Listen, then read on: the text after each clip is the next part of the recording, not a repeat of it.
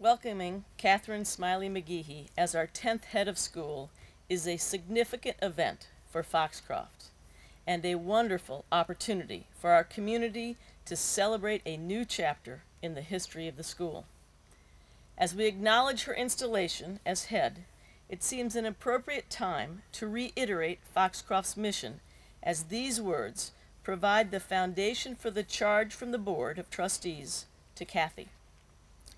Foxcroft provides a residential learning experience for girls in which academic excellence, leadership, responsibility, and integrity are our highest values. Established in 1914, founder Charlotte Haxel Nolan's vision was clear. Academics, physical, emotional, and spiritual development, high expectations, and life itself would be equal partners.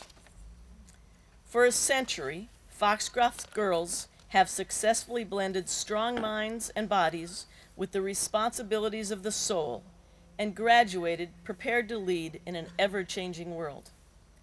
Foxcroft's mission is clearly reflected in a broad and demanding academic program, a residential environment, and a culture firmly rooted in character.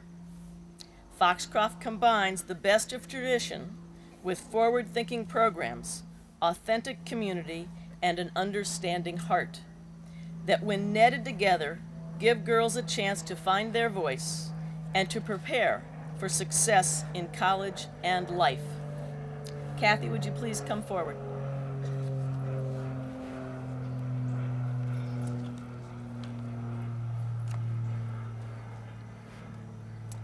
You stand before us as the new head of Foxcroft School. You have an unshakable belief in the value of single-sex, independent education, an articulated vision for our future, and a passionate understanding of the collaborative and connected nature of girls' learning.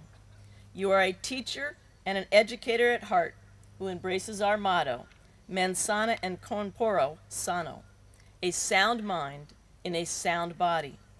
As a role model for our girls, your authenticity, your appreciation for life, and your caring nature will influence their lives in countless ways and unforeseen ways.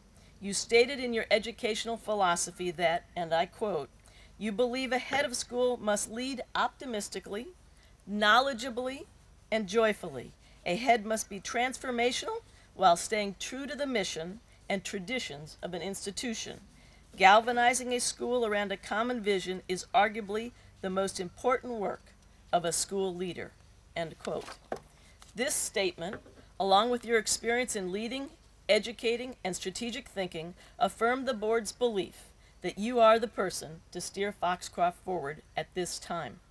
Therefore, by the authority of the Board of Trustees, I install you as the 10th head of Foxcroft School and charge you to uphold the mission and ethos of Foxcroft School and to lead this school forward into its second century with vision, integrity, courage, strength, and purpose. Cathy, it now gives me great pleasure to present you with the symbol of our school, a Foxcroft ring. This ring is recognizable to anyone who has been part of this fine institution and will connect you forever to a sisterhood that is 3,000 strong.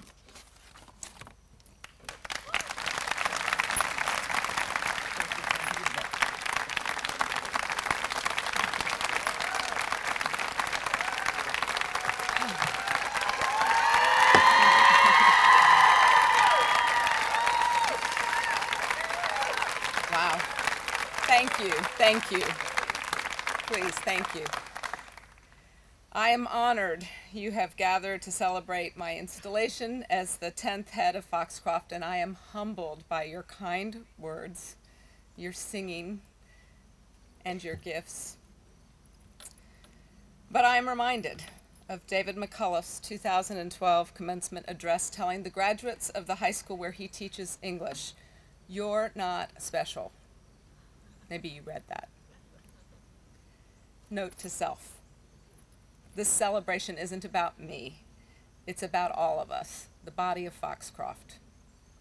it seems appropriate to thank all of the administrative team and staff who worked tirelessly to get the campus looking so beautiful, to set up today's celebration, to prepare this evening's reception.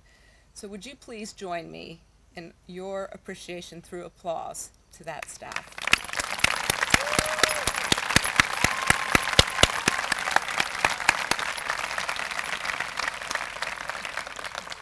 On a personal level, this is a very special day where my family and dear friends have gathered together, and my heart is full of gratitude.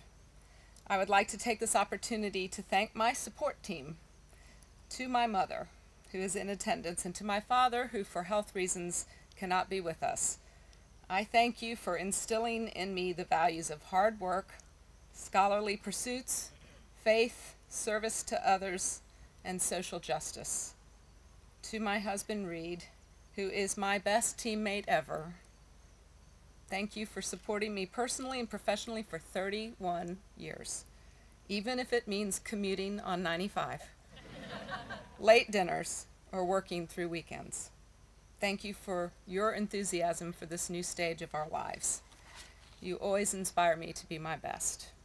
To my daughters, Eliza and Jane, who keep me honest and help me laugh at myself often, you make me so very proud.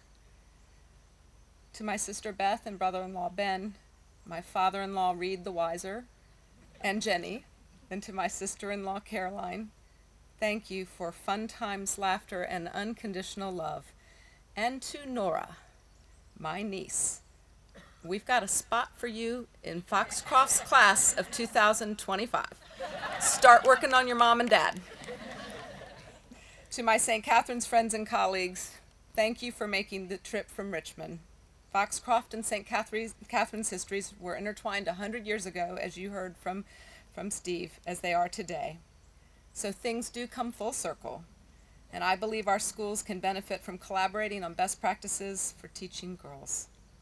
To David and all my mentors and colleagues, heads of schools, and other distinguished guests, and most of all to Megan, thank you for being here.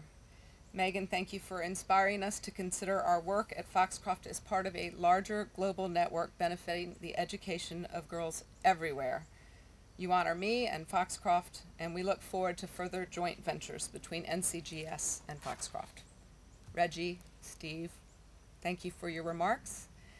And to the rest of the search committee and the Board of Trustees, I'm honored you have placed your faith in me. I knew I wanted to land at Foxcroft from the very first Skype interview when the lawnmower was going on in the background. Do you remember that? And we laughed out loud together. And at that moment, I knew that Foxcroft would be a joy-filled place, and it is. Together with an expert and highly dedicated faculty, you help us realize the mission. May we have many more great times together. But it is you girls. You sealed the deal. You are the reason I came to Foxcroft. Your warmth, your authenticity, your individualism, your curiosity, and your understanding hearts are contagious. You inspire everyone, especially me, and you fill us with optimism for our future. As I said a moment ago, this celebration is about all of us, the body of Foxcroft, but especially about you girls, the students of Foxcroft. As our reading reminds us, no one part is more important than another. When one is honored, all are. When one is suffering, all suffer. We all have a place of honor in this community. Whether you are a new girl in 9th grade from halfway across the country or the world, or a member of the class of 1964 celebrating your 50th reunion, whether you are faculty or a trustee, a parent, or a member of the maintenance staff, we are all members of the Foxcroft community. This is our school, and all of us have an important role to play. First, we honor Foxcroft's traditions that help to create a strong school culture and loyalty, both of which amaze me every time I see them in action. Second, we have talents to bring to support the teaching and learning of our current students in order to prepare them for their futures. This preparation includes not only preparation for success in college, but also preparation for leadership based on integrity, service, and an understanding heart. And finally, we all have a duty to envision Foxcroft's second century and to make sure we have the resources we need to build upon the excellence of the past while looking to an exciting future. Tradition and innovation are not an either-or proposition. Rather, innovation is in the DNA of Foxcroft.